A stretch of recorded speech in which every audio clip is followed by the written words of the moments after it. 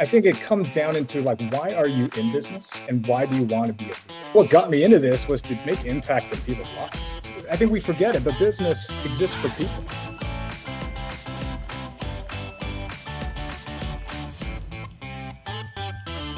Hello, everybody. Welcome to another episode of Get to B School. This is your host, Drex. And if you're on YouTube, you can see that I have a very cute co-host with me, Ralph. It's because my sweet wife has been out of town for 70 days. Just kidding. Feels like 70. It's only been 3. She's been out of town for like 3 or 4 days, and we are very excited to have her back. We're grateful that she could take some time away and have some fun, and we're also very excited to get her home. But it has been a fantastic weekend just with the 4 of us.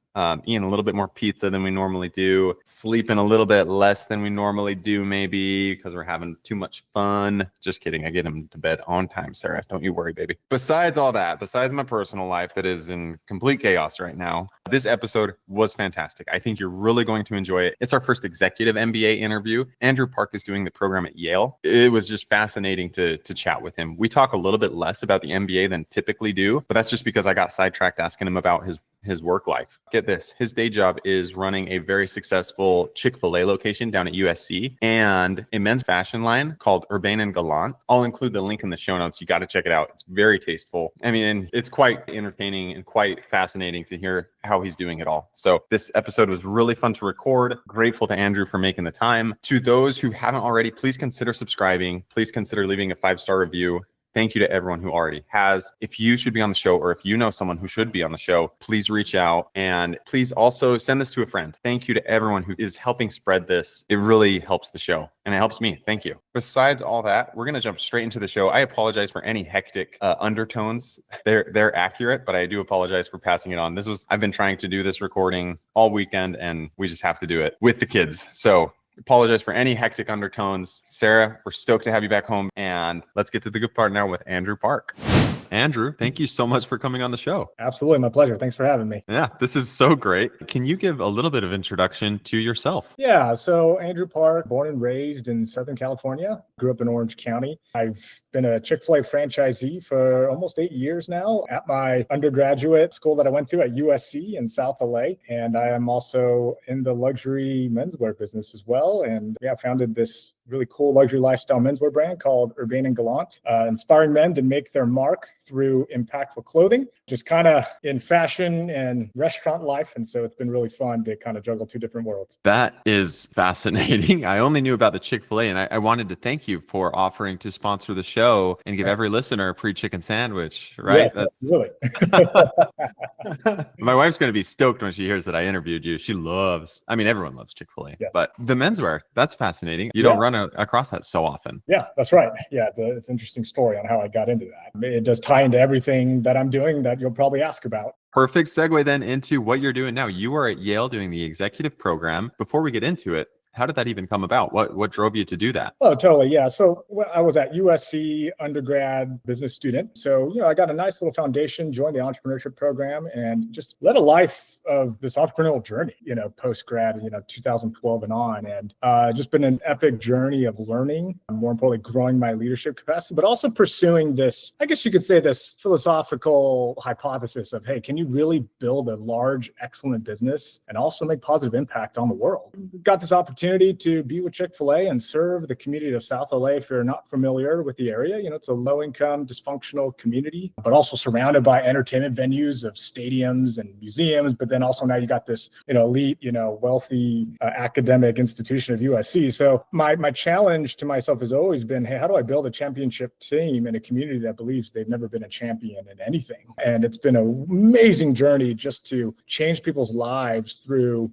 coaching and development. A lot of folks come in with not a lot of mentors. And so I get to do that for my employees. But, when it comes to executive MBA program or even, at the stage in MBA, I always figured I'd go, but I took a different journey than maybe most folks, in the full-time program, mainly because I've just been learning so much, in leadership, and then leading a multi-million-dollar business, knowing what it's like being a founder. So there was just a lot of development that was going on. My style has always been, let me just maximize my learning, and then I'll have an opportunity to go to the next stage of learning, whatever that is. And, 13 years out of undergrad and 8 years in, serving South LA, I thought this may be a great opportunity to get back in it. And and kind of get a refresh, first of all, because it's been a while, but also access a different network and culture of doing business. So I've already got the West Coast style down, it's kind of what I've grown up in, but I've always longed to kind of see what's going on in the Northeast, learn that kind of different style of doing things. But more importantly, it's got this proximity to Europe. And so, one thing I wrote a lot, my Yale SOM essay was just kind of being this locally minded global leader. I'm fascinated by global business, and that's kind of what I am looking to really access and do with the menswear brand, because, fashion is such a global thing. And I wanted to be part of a program that would give me that kind of widespread global recognition and network. And so that's why I ultimately looked at only schools on the East Coast, specifically Northeast, that I thought had the widest brand recognition. And that's kind of what led me to Yale, but also the MBA.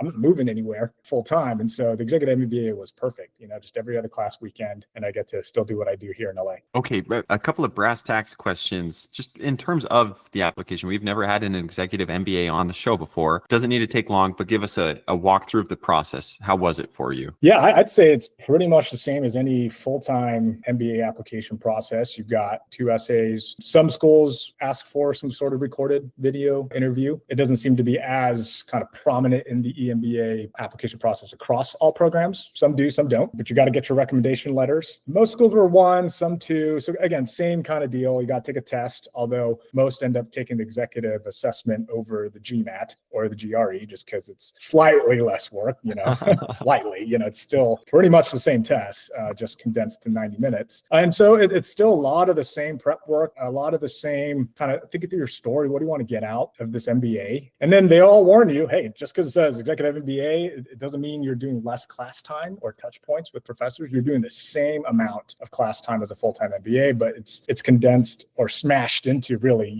class weekends. Which begs the question that I'm sure you hear all the time. How are we doing it? Walk me through the juggle of not just, I thought it was just Chick-fil-A and the Executive MBA, which would be enough, but how are you doing all 3? Yeah. And if there's anything I learned, in the early days of startup to, leading this multi-million-dollar restaurant business, is you got to really delegate and coach and develop. One of the things that I would say as maybe a hot take in terms of the culture of the entrepreneurship world is there's this focus and pressure on founders, like you got to do it all. And it's like, well, the reality is once a business gets big enough, you literally can't. And so you'd be a fool to try. For example, at my restaurant, we do maybe 1,800 transactions a day. Like if I were to manage every single transaction, that would be insane. And then plus 120 employees and all the things going on in their lives and what we need to do just to operate, you just can't. And I say it again, you would be a fool to try. And so you need a team. Part of what I love doing is going, hey, how do I give people opportunity to take on a piece of the business? Because 1, it allows me to focus on what I do best, which, for me, my strength is really kind of casting the vision, being able to bring people in and go, hey, I love working here because Andrew is the one hiring. He's the one that's creating a great space for failure and learning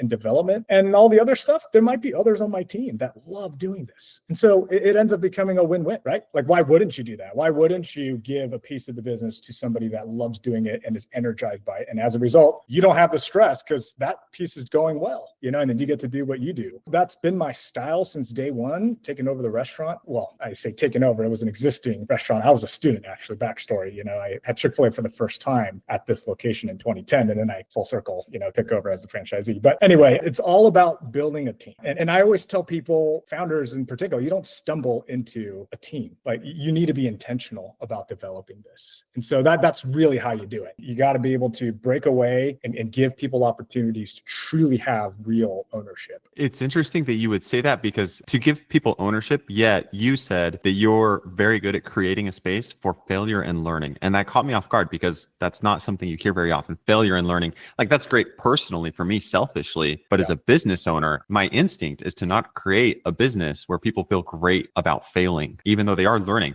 Walk through that dichotomy for me. I think it comes down into like, why are you in business and why do you want to be a leader? I think most people do this for the income, for the money, the influence, maybe some of the accolades you get and being in a position of authority. But what got me into this was to make impact in people's lives. I think part of this is risk taking in the sense of, I always tell people, if you want to delegate and coach, there's a cost to it. And it's going to cost you money. It's going to cost you time. It's going to cost you efficiency. But the wonderful beauty of being a franchisee is that like, I'm not beholden to quarterly earnings, and these pressure pressures on, oh man, you just got to be profitable ASAP, short-term gain. I mean, yes, we got to run a great business, and we do, but it's part of why I joined Chick-fil-A. It's like they love hearing operators say, hey, I made this specific decision that maybe doesn't make sense in the short run, but this is what it's leading to in terms of lives changed and inspiration had on not only my employees, but on the community and our guests. And so that's the heart behind it. If you come into business knowing this, you're going to do this and say, hey, look, I want to give you this, but also teach them, hey, this is a big responsibility and it's a moment of stewardship and you got to do a good job. Now, mistakes will happen. There are opportunities to learn and grow, and you can't keep making it. But at the same time, if you cut people off expecting them to be a finished product, I mean, that's just not how life operates. How can you expect an 18-year-old to be a finished product, right? Right. You should know why you got into the restaurant business, right? You're dealing with a lot of young people. And in particular, in my community, there's still a lot of room for development. And so that's where fulfillment really comes from, knowing that you impacted people's lives 8 years in. So imagine, I hope 8 years into something, you're going, hey, like people are coming back sharing how you changed their life during their employment with you. And so that's why I do what I do. And I'm sure that you've already, had a taste of that. 8 years in, you've seen that already. Yeah, absolutely. I really like the paradigm that you operate from. We'll get to Yale, we really will. But I got to ask you about Urbane and Gallant. How did that start? Yeah, and the origins of it is really my time at USC, asking some big questions as a freshman, which is kind of a crazy thing to ask when you're 17, 18 years old. So the big question was, hey, like, as I kind of alluded to, hey, can you really build a great business and not kind of kill people and destroy the world at the same time? And so I was on this journey to figure out there's got to be a way to do both well, where you're helping society thrive and you run and lead an excellent business. But the other big question I asked was, hey, what does it mean to be a man? And I think a lot of times as a business student, you got three tracks. A school like USC, either you're the frat guy, you're the student athlete, or you're the guy that is going to make a whole lot of money, in the future. And I asked the big question, if 15 years down the road pursuing that, will I be happy and joyful? And I was like, maybe you could argue some of them, but I'm like, I'm not quite sure. And I don't know if I want to put all my eggs into this basket. And so kind of went on this journey of like, okay, then what is the essence of a man? Right? If I'm going to go all in on something, like what's it going to be? And ultimately I landed on responsibility, because when you pursue a vision for your life, trying to solve a problem that you're frustrated with, that's how you become a great man. That's how you become inspirational. And that's where you get all fulfillment, because you're like, man, I put in all this effort and development into doing something good for others, and I get to enjoy the fruits of my labor, if you will. And then the money side can come with it, because if you're good at it and passionate about it, people will pay you for it, and you find this great overlap. And so I ended up going, hey, like, who am I? How am I wired? And well, one, I love suits. I want to be the best dressed guy or student at a business networking event. So I kind of got into that. But then I said I wanted to make impact. So I learned about this issue of human trafficking that's not only global, but happens in LA and all of the port cities of the United States. And I said, what's the main problem with this? Well, I think men feed the demand for this business. Unfortunately, I'm just yes. thinking very much in business terms. And I thought, okay, well, I can sit here and complain about it and say, oh, this is a heinous, evil thing. Or maybe I could do something about it and practice what I learned. And so that birthed this idea of, hey, how do we use fashion as a vehicle of a conversation for masculinity, but then have impactful clothing? And so it formed over the years and became this luxury brand where we have impactful clothing to inspire men to make their mark on the world. And so we've got suit fabric that, rebuilds the grasslands in New Zealand and Australia, dress shirts made by survivors of human trafficking in Cambodia, sweaters with eco cashmere yarn. And so it's this idea of like, man, our job as men is to be as great and excellent as we can, but we should be leaving the world better, more joyful, and in a state that's flourishing. Oh, yeah. I love this higher approach to things. Like, it's not suits, it's not chicken. You really do, and maybe it's intentional or not, you tell me. The scope from which you approach business does not seem at all solely fiscally dependent. Like, you are not just focused about making money at all. And I'm not trying to butter you up or anything. Like, is that an intentional approach? Did you have to learn that? How did you figure that out? Yeah, I would say it's definitely intentional. Maybe a bit of my wiring, if you will. And of course, I would say we do have a fiscal focus too, but it's not the end all be all. I'd rather, start well with a great foundation framework of why are we here? What are we doing? And then let that guide how we make great decisions for the business. And again, there may be some short-term costs, but in the long run, you could see tremendous growth. And so there are things that I've done in my restaurant that was all about the team. In COVID, I held on to the team, held Love a higher that. labor, or we had a lower profit percentage. But when you look at the grand scheme of things, we've tripled our top line in the last 7-8 years, right? And so like there's been this consistent growth, but it's because, and I've said this for years, I mean, business, I think we forget it, but business exists for people. And I think a lot of the conversations in the business world, even in business programs, that we like to believe that people exist for business. But at the end of the day, businesses are made up of individuals, human beings that have their own desires and dreams and cares and needs. But, you know, if we take care of them, then they take care of the business. I guess that's the real big philosophy that I run by. And I've spent the last 13 years kind of creating results for this so I could stand on it and hopefully show the world, like, this is how I believe it should be done. And if we have great results, I think people will follow. Love it. Yeah. Okay. Go people first. Yeah. Okay. All right. We do got to get to Yale. This is an MBA podcast, and I haven't asked you a single question. I apologize. No worries. How's it going? Highlights. Give me highlights first. What have you loved about it? Man, I gotta say, it's really the classmates, just from such a wide variety of backgrounds. I think Yale School of Management brings in a lot of folks in healthcare, and I'm not around a lot of them, and so that's been incredible. I mean, I got a neurosurgeon in a class, cardiologists, ophthalmologists, PAs, so many exceptional nurses as well, and like they speak a language that I don't understand. But it's been amazing to just sit in and listen in, and more importantly, ask a lot of questions. And so one thing I've always told at least my team here in South LA is like, man, if you understand business, it's a universal language. So no matter the industry, you can really start asking intelligent questions because you understand how business works. And so I've been unpacking with many of them kind of like, what is the business of healthcare or hospitals, right? And you got other business folks, kind of in the middle is what I like to say. You've got your CPAs, finance folks, some folks kind of on their entrepreneurial journey, been around for a while. And then I love kind of the other side is what I say, the veterans. We got 2 Green Berets in our cohort, and it's been fun kind of learning from their journey and story as well. And so that's the best part, just kind of being around this and just kind of go, well, that's a whole new perspective, but also vice versa. Like people have come to me and say like, oh, wow, your story is super interesting. And I'm like, oh, really? It's like, to me, this is my story, but like, it's been refreshing for everybody to kind of go, look, I'm always talking about finance. I'm always talking about medicine, but it's so refreshing to kind of talk about different things with other people. So that's been the best part. And more importantly, I just get to kind of come through New York City, take the train up, to New Haven. And that's just been a blast as well. Can't complain, being on that side of the country. One would argue that you could complain. That sounds exhausting. But going back to kind of your initial reason for going to business school, it was notable that there was no one forcing you to go by any stretch. Yes. Are you glad you're there? Are you getting enough out of it? Is it worth it? Yeah, absolutely. Again, one of the things that's been a characteristic of my journey, post-grad of USC is just being a learner, kind of pursuing, being a lifelong learner, growth mindset, kind of all the buzzwords you've probably heard at this point. A thing that I, really protect is like keeping my mind sharp. And I think when you've been out of the classroom setting for a while, like it starts to get a little dull if you keep talking about the same things over and over again, and you're not being intellectually challenged or inspired or being around other high performers, pushing the limit of things.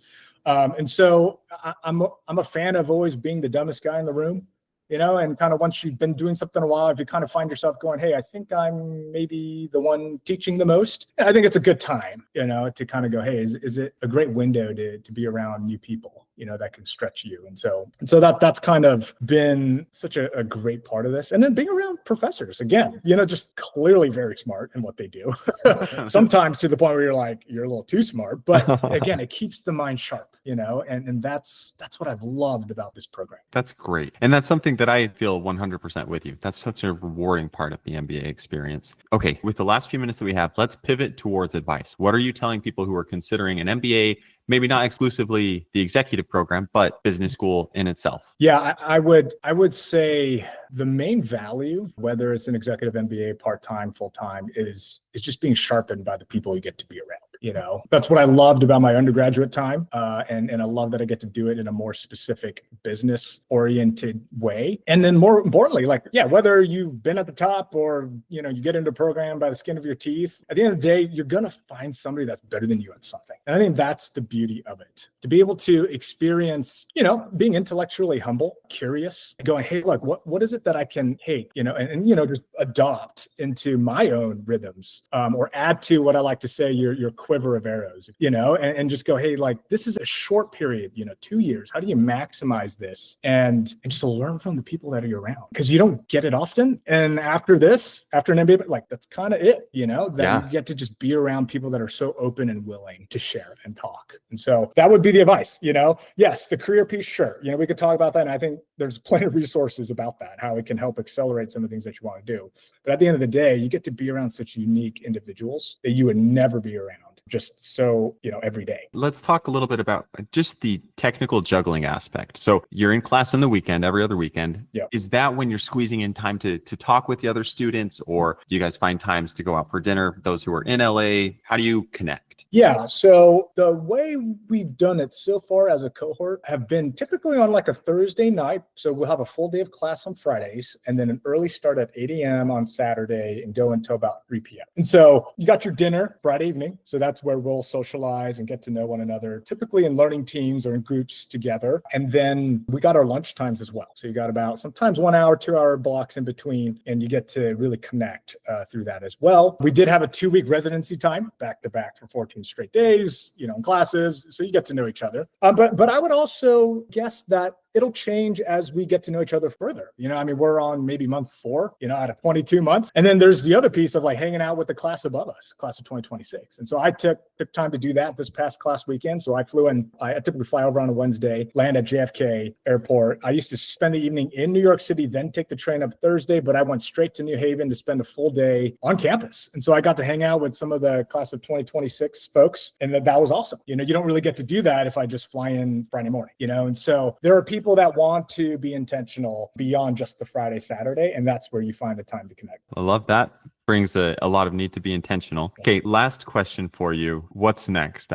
Typically people always talk about pivots or the next stage after graduation. You're kind of doing what you want to do, it sounds like. Yeah. Any big plans that you can share, or what do you have in store? Yeah, I would say in the short run, hopefully in the next year or two, by the time we graduate, think about getting a second location, for Chick-fil-A, kind of take what we've done in South LA and can we make that impact in another neighborhood of LA? And then with Urbana Gallant, it's, got some pretty cool stuff coming up in terms of, a holiday type of collaboration. Now we're tinkering with doing something with Housewives of Beverly Hills to do some holiday shopping for their husbands. And then very long term, hopefully next year, talking about Paris Fashion Week and being able to do a pop-up in Paris. So that's kind of part of what I was doing in Paris, to kind of meet some key folks and go, hey, how do we take this inspirational message of luxury menswear, of make an impact and take it to the top and hopefully see how it starts to change the industry of the fashion world. So some pretty cool stuff coming up, and the sky's the limit, and I think it's a great time to be at Yale School of Management for this. Heck yeah. Oh man.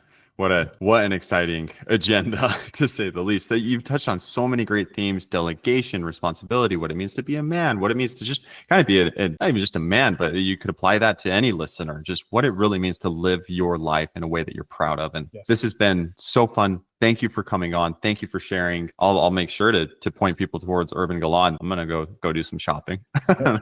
So thank you for coming on, man. Absolutely. My pleasure. Thanks for having me and being able to share my story.